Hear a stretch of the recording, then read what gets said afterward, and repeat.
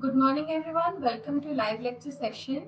Today we are continuing with BPSC 143, and we are learning about this course that is State Politics in India. So today we will be completing this subject code, and we will be completing this entire blocks and units today. So today is the last session from this course. So today we will be learning about Unit 14, that is regions and tribes, and Unit 15, that is new social groups. So we are going to study about these two important topics today. So let's start with Unit 14, that is regions and tribes. To introduce this, regions and tribe among the markers such as caste, language, gender of identity politics in India. So in our previous sessions, we have read about how caste, language, and gender impacts our politics, even the state politics.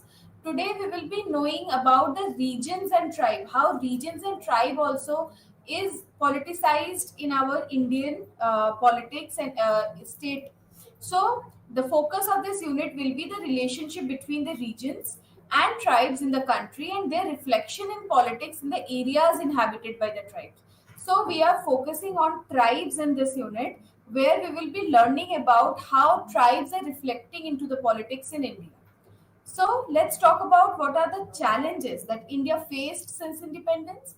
So the achievement of developmental goals that is sensitive to the requirements of an immensely diverse society spread across different regions. So there are many challenges that India faced even before and after the independence. So we will be learning about all these things in our unit today. So in post-independence period, India witnessed uneven development and huge socio-economic disparities among the regions and groups. And that is why there are many tribal movements that happened even when the Britishers were ruling us and also even after getting independence. Why?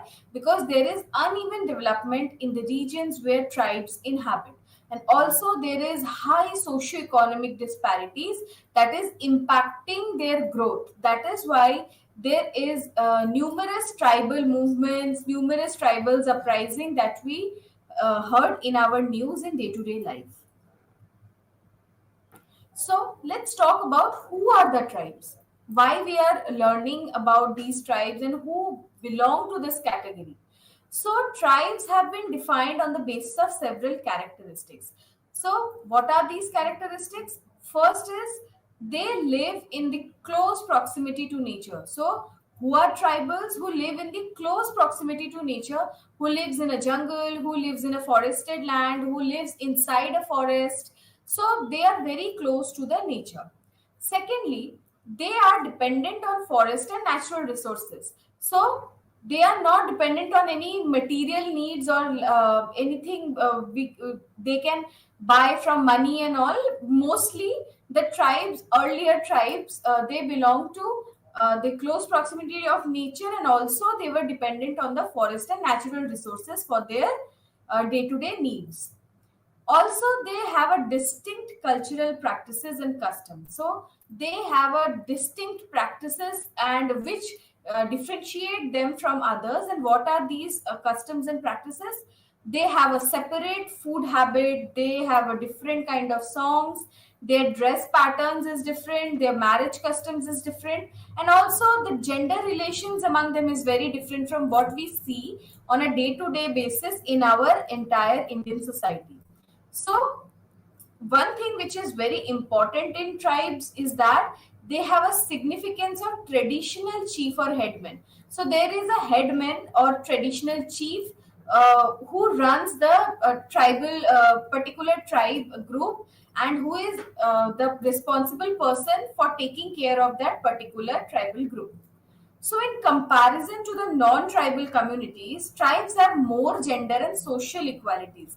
This is something you should highlight, that where, as we already talked about in our previous session, how gender relations are very unequal in our Indian society. Here we are learning that tribes have more gender and social equalities as compared to other non-tribal people like us. So the features are being impacted because of social and economic transformation within the tribal society.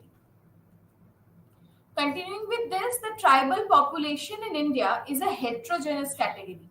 You can't find a homogeneous pattern in these tribal population. They are heterogeneous category, and as we can see that India is a very diverse country.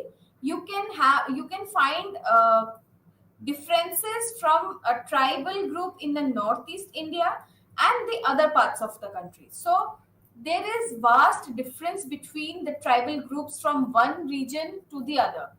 As India is such a diverse country with such different landscapes and geography, Indian tribes are also different from each other on various fields. So there are differences among them even in the same region. So this is also very important, that whether they are living in the same region, but there are differences among them as well. Not only the differences are based on the region wise or geographical locations, but also same place have different tribal practices. So the identification of tribal population in India rest on the two notions of tribe. What are these two notions of the tribe? The first is the notion of the British colonial state and the post-independence Indian state. So there are two notions through which we can identify the tribal population. So let's talk about the first notion, that is notion of the British colonial state. So the tribes at that point of time when Britishers were ruling us, we were colonized. At that point of time, the tribes were seen in a very isolationist view. So they consider the tribe as a distinct category in terms of the way of life and being outside the mainstream society. So during the British colonial time, tribes were not a part of the mainstream society, they were outside it. So this is the notion about the British colonial state. Now let's talk about post-independence Indian state. What was the notion? So the first one is it is a developmental perspective. The earlier one was the isolationist view. Now we can see that after independence, the perspective is developmental. The tribes are viewed as communities that lag behind other sections of the society. So, in the post independence period, the government, the state recognized tribes as a community who are backward and who lag behind the other sections of the society.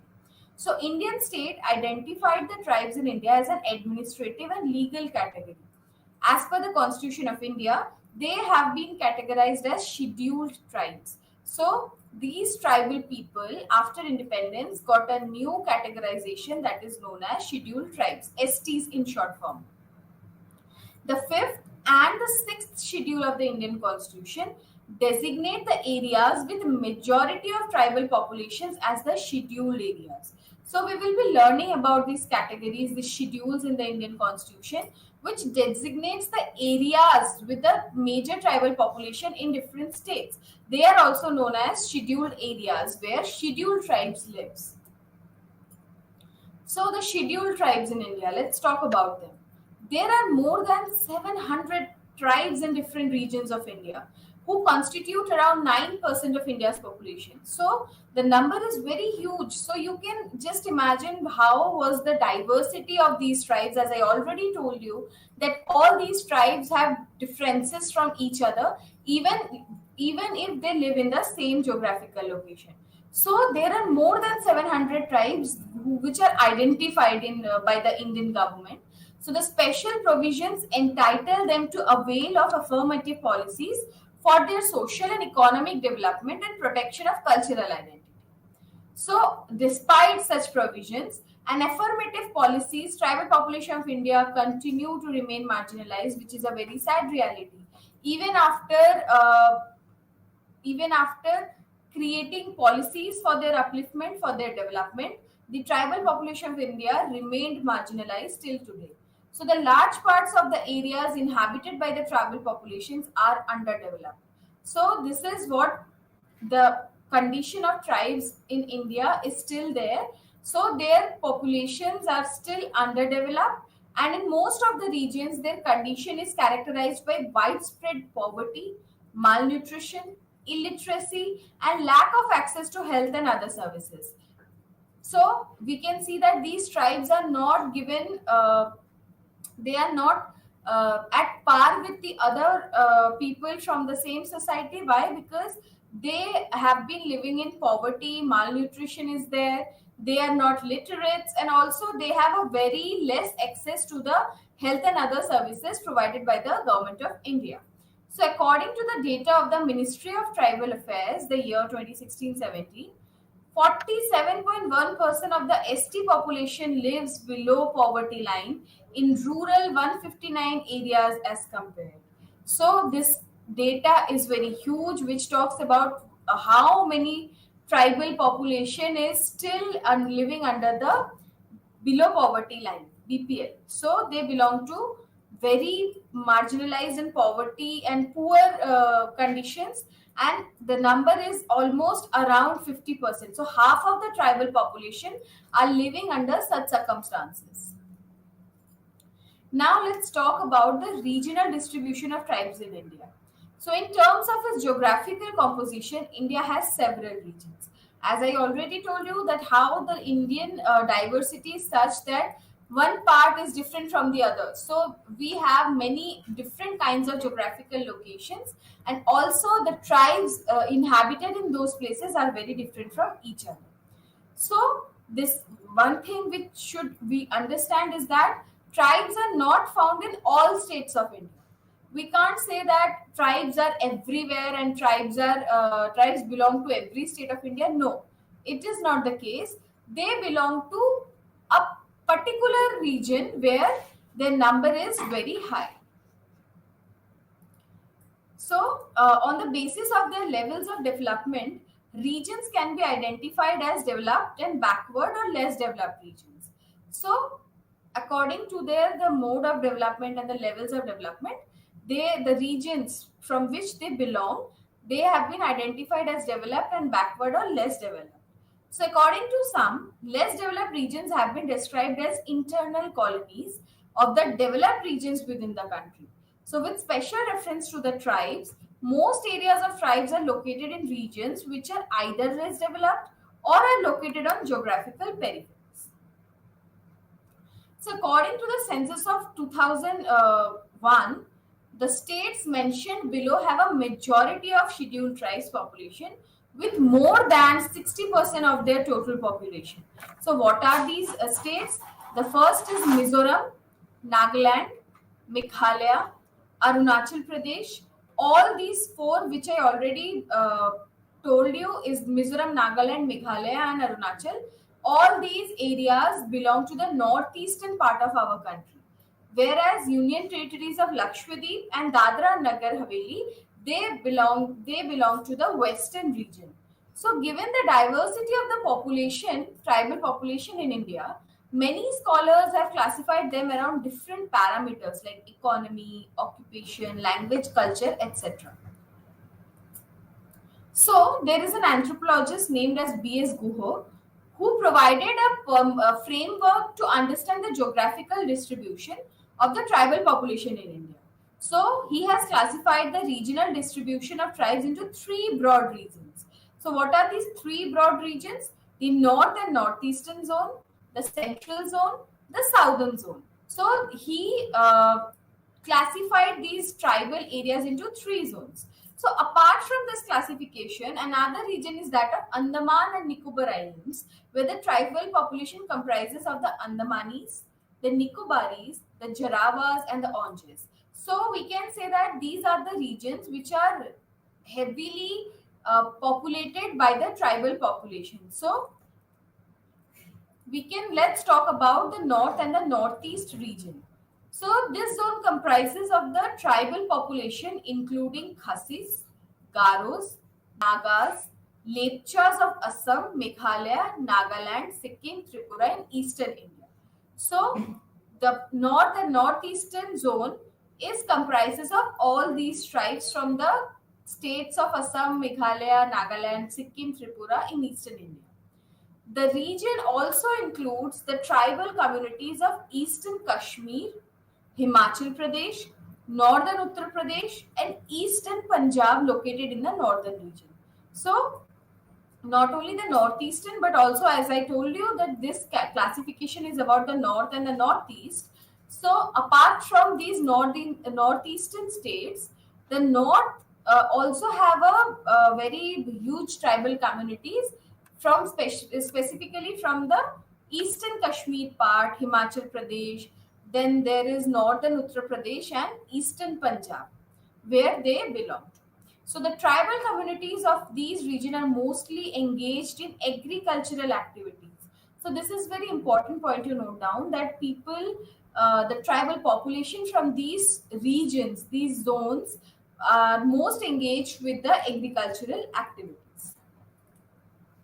Now let's talk about the central zone. So the central zone is also called the middle zone. It is separated from the northeast zone by the space between the Garo Hills and the Rajmahal Hills.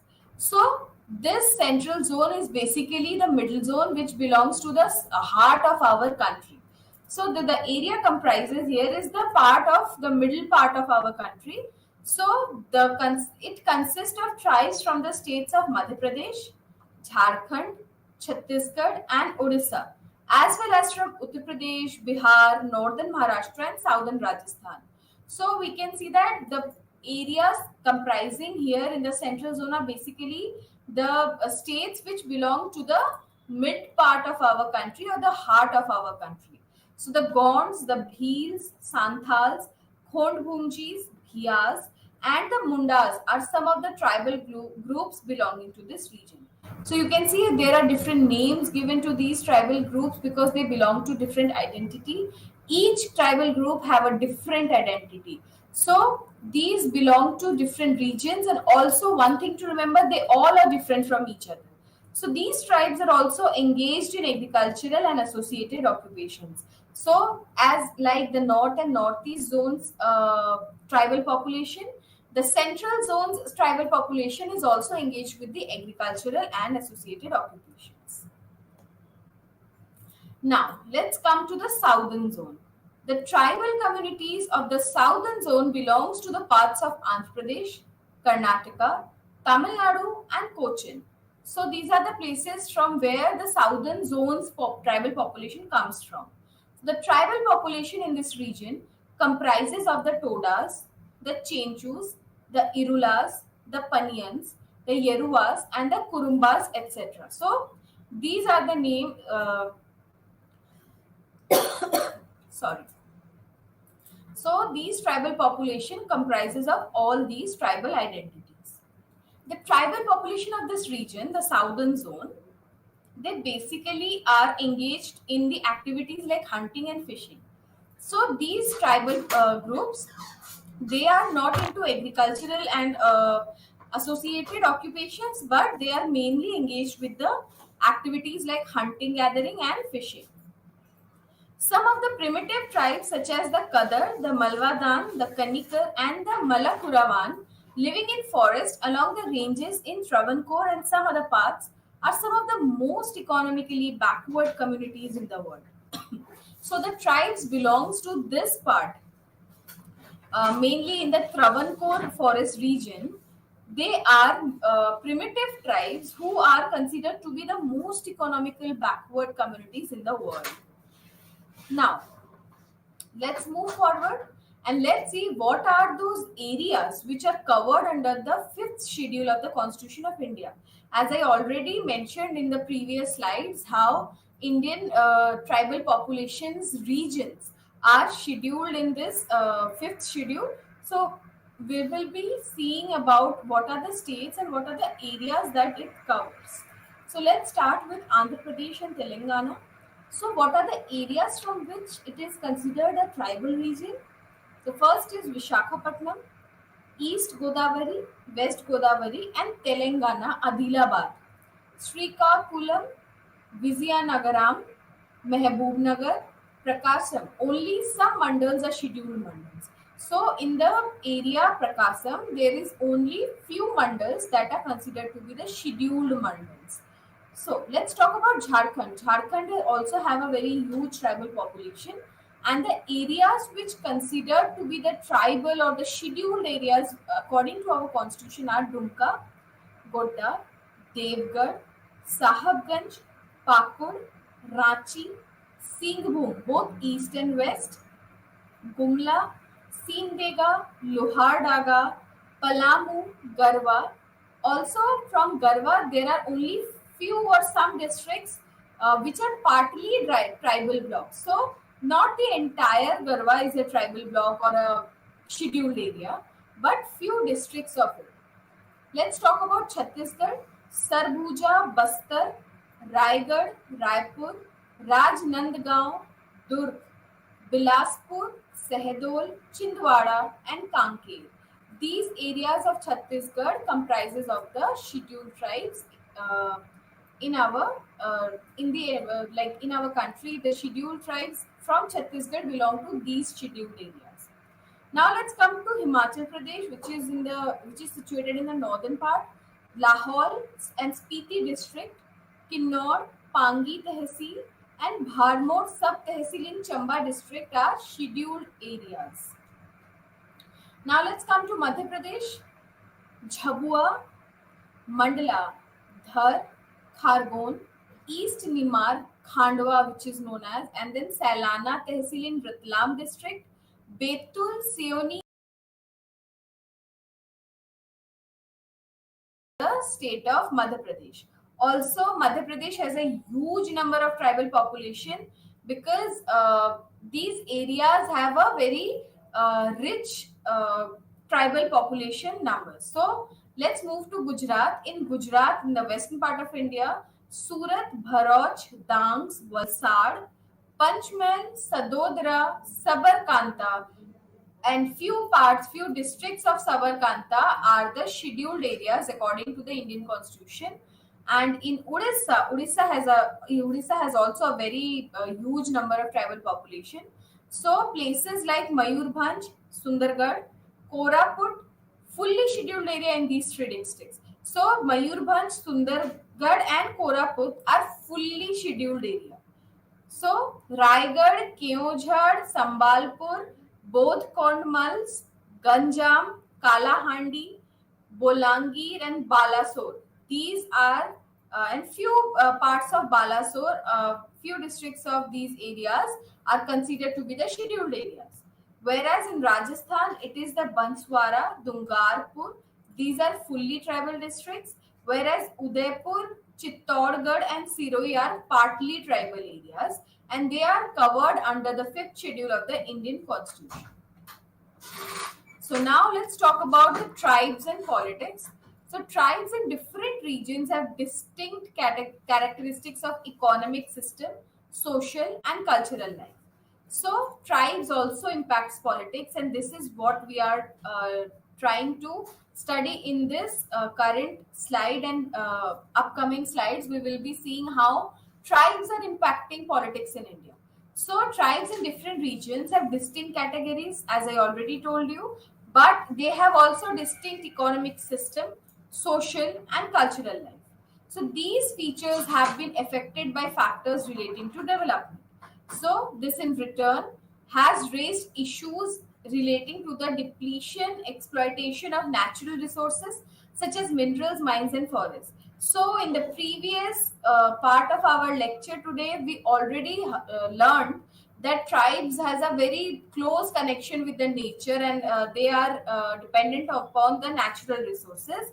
Here we are seeing that there is an exploitation of these natural resources such as minerals, mines and forests. So this led to displacement of tribals from their traditional habitat, changes in traditional customs and practices or tribal identities. So because of these depletion and these exploitation on resources, tribals are forced to displace from that place which were their traditional habitat, and also there are many changes that occurred with time into their traditional customs, their practices and their identity. So this has generated a feeling of relative deprivation among tribals in different regions of the country. So now tribals feel, because they had to change their habits, they had to displace from their original habitat. So there is a feeling of deprivation which comes in their mind and their heart. So in the post-independence period, these issues have become a focus of political mobilization of tribes in different regions of India. So all these situation which they were facing there, So after independence, with gradually these issues became a focus of political mobilization among tribes. So the realization of relative deprivation and of changes in their distinct identities, there is customs, traditions, life patterns, etc. So there have the differences that they face now. It has resulted in the political mobilization of tribals in different regions of India. So they demanded, what were the demand? They demanded adequate measures should be taken to provide opportunities for their development. The levels of their mobilization have varied from region to region. So their mobilization is not uniform in nature. Their mobilization varied from one region to another. So there have been variations in the patterns of tribal mobilization in terms of issues, features in different and timings in different regions of the country. So let's learn about the different patterns of mobilization. So the variations in the patterns and the levels of mobilization of the tribes in different regions occurred largely because the tribal population do not constitute a homogeneous category. We already learned about this, that the tribes in India are not homogeneous in nature. They are varied, they are varying from each other according to their region, their culture, their practices, their food habits, they vary from each other.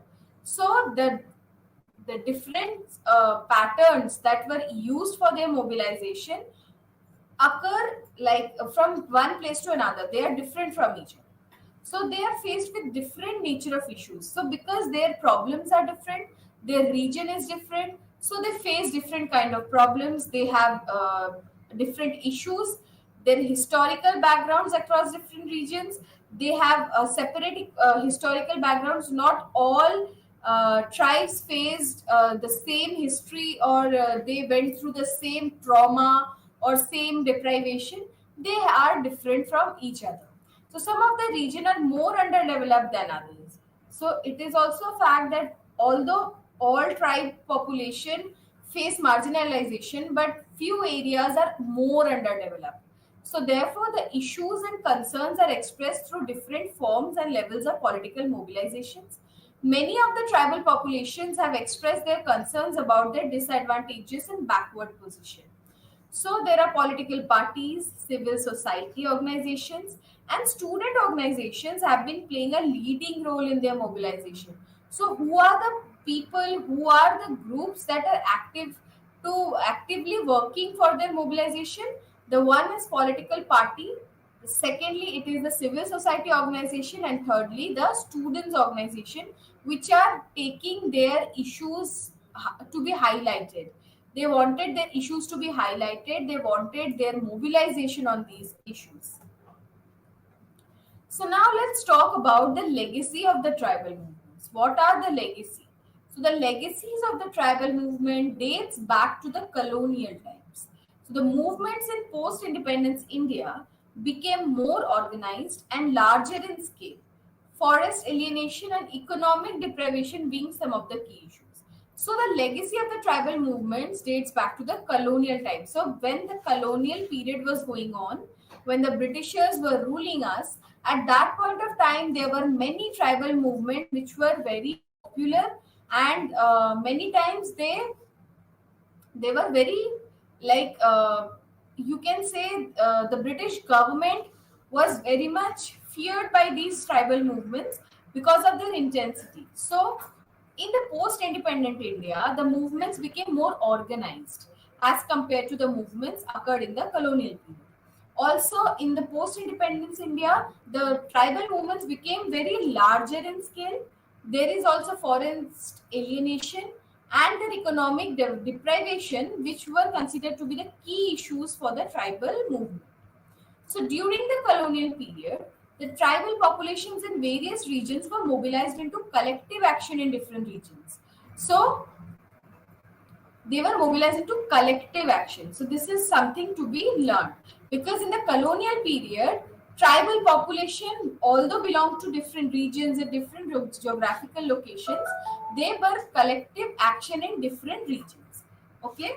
So historically, the political movement of tribes have been against. So as history suggests us, the political movement of tribes, they were against the oppression of the landlords, the protection of tribal rights over the land and forest. So, what were the problem that they were facing?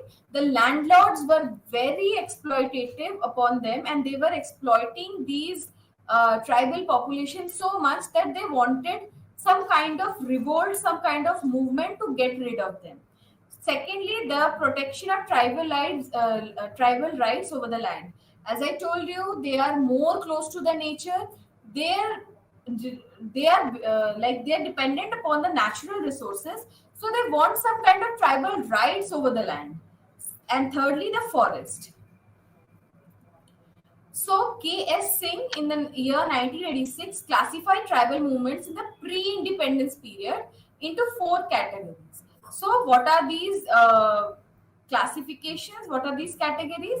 The first is agrarian, the second is Sanskritization, the third is cultural, and the fourth is political. So according to Singh, K.S. Singh, the community consciousness in the tribal movements is very strong. This is to be highlighted. Why? Because the tribal movement, the consciousness, and there is kind of a unity and make their consciousness very, very strong. So they are both agrarian and forest based, having an ethnic or cultural component. So let's start with Charsu rebellion, which occurred in the mid 18th century in Bihar. There have been movements of Kol Ulgulan, Santhal Hul, resistance led by Birsa Munda, very famous tribal leader. Birsa Munda are some of the examples, popular examples of the tribal movements in India. So during the British colonial times, the tribes fought against the colonial expansion and exploitation. So colonial expansion, where they expanded their rule, their regulations, they expanded till the forests or the places that is inhabited by the tribal population. So they were expanding their reach and they started exploiting all those expanded areas as well along with the other parts. So they were also very exploited by the Britishers. So the tribal communities protested against the exploitation of the moneylenders, the outsiders taking away the land of the tribal communities. So they didn't want some outsider to take their land to separate them from the nature. So there are many movements in West Bengal. So the Tana Bhagats of West Bengal led a non-violent satyagraha against the British exploitation during the British colonial times. So in 1930, a group of tribal politicians led by Jaipal Singh submitted a memorandum to Simon Commission demanding a separate state for the tribals of the Chota Nagpur and Saltan Pargana region of the South Bihar. So the tribal leaders continued to demand a separate autonomous province for the tribes of the region within constitutional framework of the Indian Constitution. So let's talk about the tribal movements in the post-independence period. So tribal movements in Northeast India. Almost every state of Northeast India has seen a political mobilization of tribes. So, this is also a very important thing to note down, that Northeast India's almost every state has been seen as a political mobilization of tribes. Quite often, their political mobilization has resulted in insurgencies, ethnic conflicts, and violence. So this political mobilization also leads toward these insurgencies, ethnic conflict and violence in the northeastern region. So some of the examples of the tribals political mobilization includes demand for political autonomy in the areas dominated by Nagas, especially in Nagaland and Mizoram. Secondly, for protection of Bodo language and getting territorial autonomy in Bodo or Bodo dominated areas. Thirdly, for the political autonomy in Karbi Anglong district or ethnic conflict between the Nagas and the Kukis in the Manipur. So there is an ethnic conflict angle also among the tribal population. Fourthly or lastly, between tribals and non-tribals in Meghalaya. So there is also conflict between the people who belong to the tribal identity and others who do not belong to the tribal identity. So there are many issues that through which they are being politically mobilized. So, according to S.M. Dubey, he classified the tribal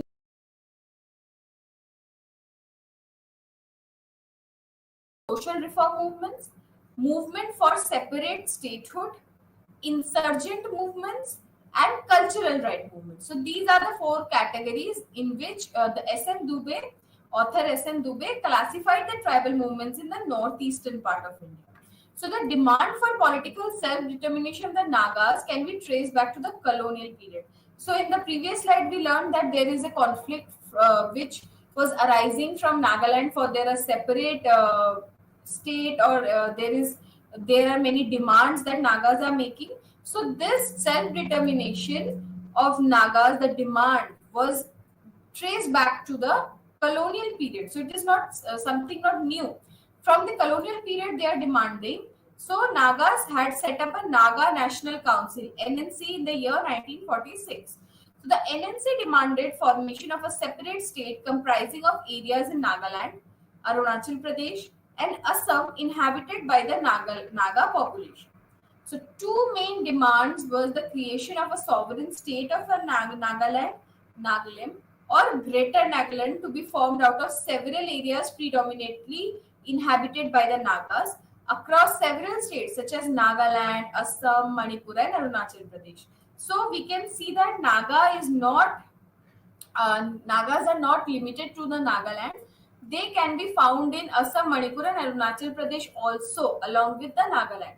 So they wanted to create a separate sovereign state for Nagas, maybe Nagaland or Nagalim or Greater Nagaland. So they wanted a separate autonomous state. So in Assam, that was in Nagaland. Now in Assam, two tribes, Bodos and Karbis, are among the tribes which saw political mobilization in the late 1980s. So in Assam, Bodos mainly residing in the Kokrajhar, Baksa, Chirang, and Udalgarh districts in the plains areas of Assam.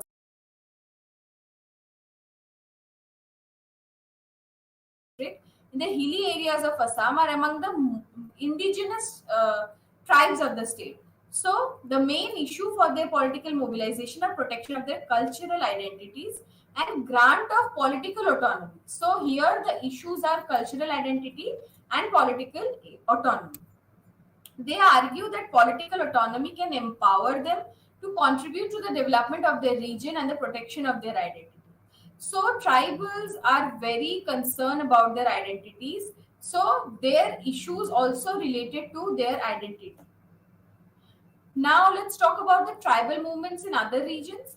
The mobilization generally stems from conflict between tribal way of life, that is social, cultural practices, and traditional economy and modernization. So there are instances of such mobilization in the states of Madhya Pradesh, Chhattisgarh, Jharkhand, Gujarat, Rajasthan, etc. So, in several cases, the tribes have demanded regional autonomy in terms of getting statehood within the Indian federal structure. So, in these areas, there is a demand of statehood, separate statehood within the Indian federal structure and not an autonomous country. So, they argue that in the existing state structure, the regions inhabited by them remain backward because their natural resources are exploited to help develop regions and classes. So, the solution to the regional backwardness can be provided by giving them a regional autonomy in terms of new states that happened with Jharkhand and Chhattisgarh in the year 2000. Also, at this year, another new state was also formed, that is Uttarakhand, carved out from Uttar Pradesh. But the reason behind Uttarakhand was different. But here, the Jharkhand and Chhattisgarh also carved out from the erstwhile Bihar and Madhya Pradesh parts. So the demand was their regional autonomy. Now, we are completed with Unit 14 about the tribal identities, from where they belong, what were the politics that they were facing, and how they are marginalized still after having so many policies and recognition from the Indian government and the Constitution of India. So now we will be moving forward toward the Unit 15, That is the last unit of our this BPSC 143 course code, and the unit's name is New Social Groups. So we will be moving forward now towards unit 50. Okay, so let's start with introduction. Some of new social groups are a product of social and economic changes which have occurred due to the development of policies such as environmental and ecological groups. So, how these new social groups occurs? They are a product of a social and economic change that occur due to the development of policies.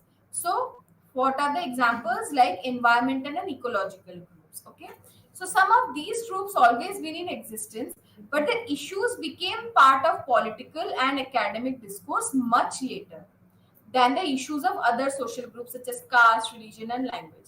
So, issues of these new social groups were also there, were also present in the in all the times, but they were not given that much of like you can see that they came in light very later stage, and they like the discourse, the political and economic discourse, the issues came very late, unlikely caste, religion, and language. Like the issues related to caste, religion, and language came forward in a very active way throughout the decade, throughout post and pre-independence period. But there were the issues that were there, that were present in the new social groups, but they didn't came forward.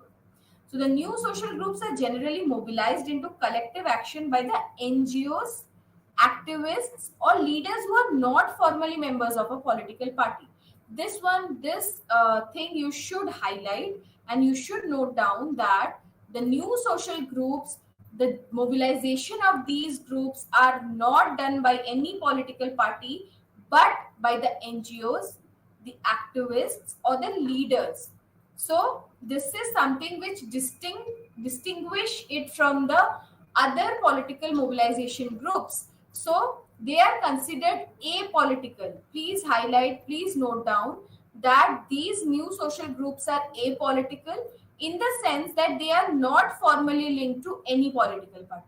So why they are apolitical? Because they are not linked with any political party. But in our previous sessions, we have learned how caste, religion, language are all issues which is related with some or other political parties, and how people are mobilized on these issues by the politics or the political parties of different states or national political parties as well. But the issues that is there in the new social groups, they are not linked by the political parties. So one a new social group is the fisher folks. So fisher folks belong to the communities which are economically and culturally associated with fishing and fishery. So who are these fisher folks? They are the communities who are economically and culturally associated with fishing and fishery. So the question might arise why we are talking about these fisher folks. So please remember that India has a very huge coastline, because it is surrounded by Arabian Sea in the west, uh, Indian Ocean in the south, and Bay of Bengal in the east part of the country. So the coastal line is very big in India. That is why there are many communities who earn their living by doing fishery, by catching fishes, and they are culturally also associated with the fishermen culture. So they contribute enormously to the economy of the country. So as I told you, because India has a very huge coastline, so this fishing community contribute to our economy on a very enormous manner. So, whom they benefit most? It is the states which situated in the coastlines. So, if you want to name few coastline states, that is Maharashtra, Gujarat also shares a very huge coastline. That is the largest also. Then there is Karnataka, Kerala, then Andhra Pradesh, Tamil Nadu. All these states are on the coastline. even Odisha and West Bengal. So fisher folks are not homogeneous groups. One thing to remember is that they are also not homogeneous groups like the tribes, as we learned in our previous chapter. So they are not homogeneous, they have heterogeneous identities from one place to another. So they consist of diverse social and cultural groups belonging to three major religions. So they are very diverse in their nature, and they also belong to different religions, like mainly three religions: Hindus, Islams, and Christianity. So large number of them belong to socially marginalized caste. So they have a very, because they live in the coastline, they earn money.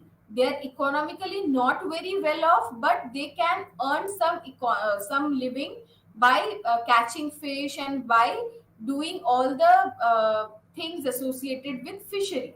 But they are socially marginalized castes. So this is something is which is important.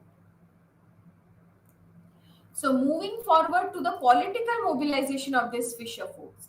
So the most organized and sustained mobilization has taken place in the state of Kerala. So as I told you, Kerala also belongs to the coastline where there is a huge number of fishermen that works on these sea, and they have their business of fisheries. So the political mobilization of fisher folks is also very common in that place, and it is one of the most organized and sustained mobilization that took place. So the first attempt to form a fisher folks organization at village, state, and national levels in India were made in the 1960s and 1970s. So earlier than 1960s, there was nothing like a fisher folks organization at different levels, but it is in the 1960s 70s decade that there were first attempts that were made to form an organization of these communities. So the issues of mobilization among these fisher folks are below that we are going to discuss now. The first and foremost issue of mobilization among these fisher folks are the demand for their participation in the fisheries management and protection from the competition with the mechanized boats and travelers. So this is very important to know that after coming of the mechanized boats and all the technologies for fisheries, these fisherfolk communities are facing very difficulty to earn their living now, because they are not have that much capacity of using the technology, but they are mostly having knowledge of the uh, traditional methods of fisheries. So after the coming up of the mechanized boats and all the trolleys and all the trawlers, which is used to like in fisheries to catch fish, so they are facing very problems. Thirdly, there is a sale and processing of harnessed catches. Fourthly, opposition to the introduction of the travelers. Fifthly, it is the resource allocation in the fisheries, and also providing catamarans, boats, loans, and grants. These are also very important issues that these fisher communities faces. In case of natural disaster, as I told you, the fishermen exist in a place where there is water bodies. So all along the coastline in India, there is a huge number of fishermen communities that reside in the coastal lines, and also they are the most impacted population when a natural disaster comes. So their rehabilitation in this time, just for example, in recent times, we the India also witnessed a cyclone Biparjoy that came.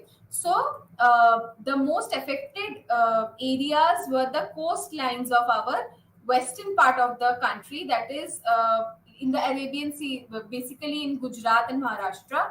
So as we know that fishermen lives in the coastline, they are also very much impacted by these kinds of cyclones and tsunamis and all the natural disaster. So rehabilitation of these fishermen is a major concern, because during these natural disaster they are shifted to some another safe place, so that there is no problem coming while saving their lives. So another issue of their demand and their mobilization was that they want the end of the exploitation done by the agents, traders, and money lenders. So they are also very much concerned about these agents, traders, and money lenders. Now let's talk about the ecological and environmental groups. So the environmental and ecological movements became prominent in India since the 1970s. So they are found in the every geographical regions. So the principal issue of these ecological and environmental movements are, the first one is the protection of people's rights to access of the natural resources. So the first thing that people are arguing and people want their issues to be resolved around is their protection of people's right to access the natural resources. Secondly, prevention of land degradation. So all these things are very much impacting our environment and our ecology. So these environment and ecological movements that are concerned with the ecology are wanting to prevent these land degradation, the commercialization of natural resources, and also they wanted to reduce the environmental pollution, which is very harmful for a person who is living in that place. So they tried to maintain a ecological balance and rehabilitation of displaced people, etc. So these issues largely are caused because of depletion of natural resources, disturbing the ecological balance. So what are their arguments? What are the arguments of these environmental and ecological movement is that because of the depletion of natural resources, which is occurring since so many years, so the ecological balance of our earth or our place or of our country is disbalancing. So there is disturbance in the ecological balance which need to be addressed.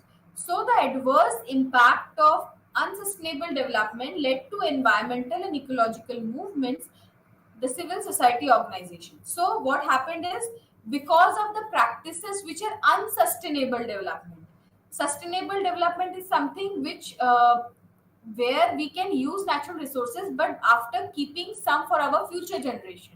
But the practices that India adopted nowadays, it is the unsustainable development which is going on, and that is why ecological and environmental groups arises.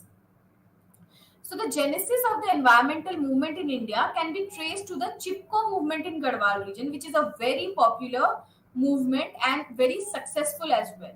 So between 1970s and 1980s, there were several struggles in India around issues of rights to forest and water. So there are many issues that arise in India during this decades. So there is a very famous author and writers Gadgil and Guha. So they identified four broad strands within the environmental movements in India based on vision, ideology, and strategy. So the first one is emphasizing on the moral necessity to restrain overuse and ensure justice to the poor and marginalized. So there should be a moral necessity, a moral morality of people to restrain overusing any natural resources and to ensure that poor and marginalized section of the society also gets what we are getting. So this strand is basically Gandhian in nature because Gandhi talks about all these morality and attached with the poor and marginalized section. So this strand is mainly Gandhian. Second is the second strategy or the second broad strand stresses on the need to dismantle the unjust social order through struggle. So here there is a need of struggle, and who belongs to this strand? Basically the Marxists. The third and fourth strands advocate reconstruction, that is employing technologies appropriate